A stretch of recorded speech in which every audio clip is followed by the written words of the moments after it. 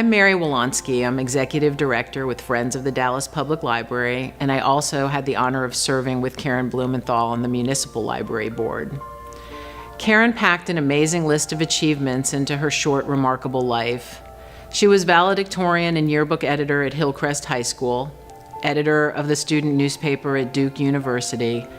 After 4 decades of engaging, important journalism at the Dallas Morning News and the Wall Street Journal, Karen also spent a lifetime learning, including earning her MBA from SMU in 1990. In 2002, she realized that there was a void in the genre of young adult nonfiction. Her daughters could not find books on subjects that they were interested in, and she began writing books in that arena. She wrote a dozen books exploring and explaining subjects ranging from Title IX to Tommy guns, Steve Jobs to Hillary Rodham Clinton, prohibition to personal finance, Starbucks, and all the way to women's reproductive rights. A revered mentor and teacher both in newsrooms and at universities, Karen had a wonderful family, husband Scott and daughters Abby and Jen. She had hobbies that included baking fabulous cookies and stitching needlepoints that wowed the judges at the State Fair of Texas year after year. But somehow Karen always found time, initiative, and creativity for another of her great passions, libraries. In 2011, she penned an op-ed, a plea for the library that encouraged the public to write the mayor and city council about the need to restore funding to Dallas Public Library. From there, Karen put her journalism expertise to work, collecting data from around the country that proved that Dallas Public Library was among the poorest funded library systems in the country. I'm Scott McCartney, and perhaps better known as Mr. Karen Blumenthal. Karen loved libraries as a kid, as a college student, as a journalist, as an author. It was the same way she loved bookstores and needlepoint shops, the possibility of some new discovery. Everywhere you looked in a library, you could learn something new. It was so exciting to her. Every book she wrote began at the library, the first stop for her initial research. What was already out there, she wanted to know. What resources would help her learn about a subject and build the story she wanted to tell? And she loved the help she got from knowledgeable librarians. I'll never forget how excited she was when a librarian told her about the scrapbooks the Dallas County Sheriff Schmoot Schmidt kept on Bonnie and Clyde. It was a trove of important information, his notes, recollections, plans, tons of newspaper clippings she couldn't find anywhere else, only at the library. Karen made libraries part of our girls' childhood. She knew that books matter in determining success in school and in life. She wanted her girls to be avid readers, and they are. Almost every weekend there was a trip to the library, returning books that had been read, finding new books to enjoy. It was better than going for ice cream for them. And it remains that way today. When any of us go into a library, we feel Karen's passion and joy. Hi, I'm Patty Clapp, and I'm a past president of the Friends of the Library. I'm also a longtime member of the Advocacy Committee for the Friends of the Library. I also had the opportunity during my relationship with Karen Blumenthal to be Thing One. I spent my professional and volunteer career as an advocate, lobbying in Washington, D.C., Austin, and Dallas. But I never knew what an advocate really was until I met Karen Blumenthal. Karen was a library user, and she used the library for research, for her books, for her articles that she was writing. And one of the things Karen soon realized was that we needed more hours for our libraries, that they weren't open enough to serve our communities. So what Karen did was what she did so well. She researched competitor cities, those that we compared ourselves with from an economic development standpoint. And Karen discovered that the number of hours that our libraries were open and the amount of money that we were spending per capita, that we were at the bottom of the list that we were of cities that we were competing with. And from Karen's research and Karen's cookies that were delivered to City Hall, the Unlocked Door Open Potential campaign began. Not only was Karen a key in the research to help us bring the information that we needed to increase library funding, Karen's creativity helped us bring that funding. Karen developed a parody of Dr. Seuss, which we took to the city council meeting to present our proposal for library funding. I had the opportunity to be Karen's partner in that as we dressed up as Thing 1 and Thing 2 and talked to the city council about our budget.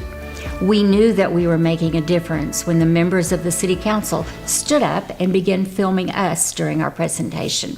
We were also told at the end of that there were probably other nonprofits that would like to hire us because of the effectiveness of Karen's parody and sharing our message. When the bond proposals were coming along, Karen is the reason that the Forest Green Replacement Library was included in that proposal.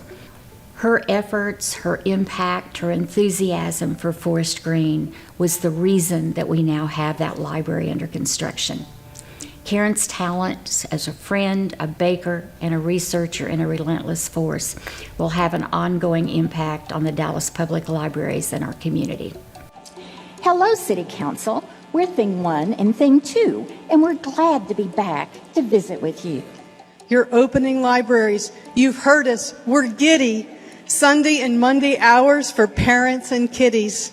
We're grateful, believe us, but we need so much more.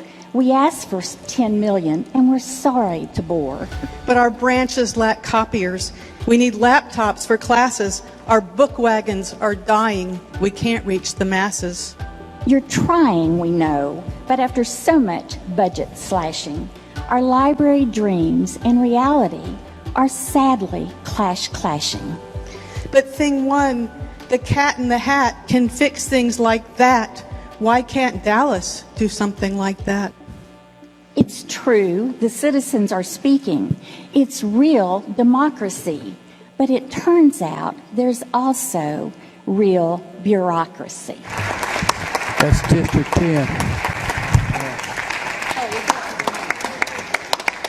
The city of Dallas is a better place because of Karen Blumenthal.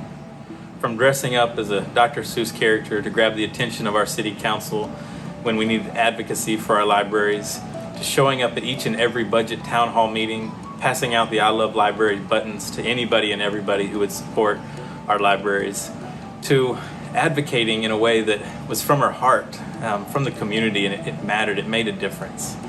When we needed someone to fight for Forest Green Library, Karen Blumenthal was the first one at the front of the line to advocate, to pull people together, and to make it happen. It doesn't matter whether you were new in the community, you've been here forever, you had a story about how Karen inspired and changed your life. She was my appointee, she was an advocate in the community, but more than anything, she was my friend. Karen Blumenthal made the city of Dallas a better place. She made me a better person, and she will be missed. But today, we celebrate the life of Karen Blumenthal and the impact she has all over our city that will go on forever. Thank you, Karen. Hi, my name is Jo Gedice, and I'm the director of the Dallas Public Library. When I first met Karen, she scared the hell out of me. But I quickly learned her intensity came from her passion for libraries and learning. As much as Karen loved Forest Green, she knew it was inadequate and fought to get a new one for her neighborhood. How much the new Forest Green Library will benefit is a reflection of Karen and her dedication to libraries. It is finally about to open, enhanced by a fundraising campaign in her memory. Advocacy has always been an important part of Friends of the Dallas Public Library's mission, making sure public officials and the general public appreciate how vital libraries are in the 21st century. No one understood that more or put that into practice better than Karen, and her example will continue to guide us. Hi, my name is Ken Benson, and for the past year I've had the pleasure of being the co-chair of the Advocacy Committee of the Friends of the Dallas Public Library with Karen. It's a pleasure to get to know her better, as well as to experience her passion that she had for the Dallas Public Library system. For the past decade, she's worked tirelessly to provide more information to the City of Dallas as well as City Council members on how we can take a library system, a good library system, and make it a great library system. There's probably no person more deserving of the Exall Award than Karen for all the good work that she's done for the Dallas Public Library over these past many years. We're going to miss Karen. We're also going to remember Karen because of all those good works she's done are going to be impactful on the City of Dallas for years to come. Karen passed away last year, suddenly and tragically at just 61 years old. And as much as we all mourn and miss her, we're blessed to have known her and have benefited from all that she did on behalf of the library. And I'm pleased today to present this award on behalf of Friends of the Dallas Public Library to Karen Blumenthal, and I'm honored to present it today to you, Scott. Thank you very much, Mary. Karen would be so honored. She loved FDOPL, she loved working with all of you, and to accept this award in her memory is very special to me and my children. We thank you from the bottom of our hearts.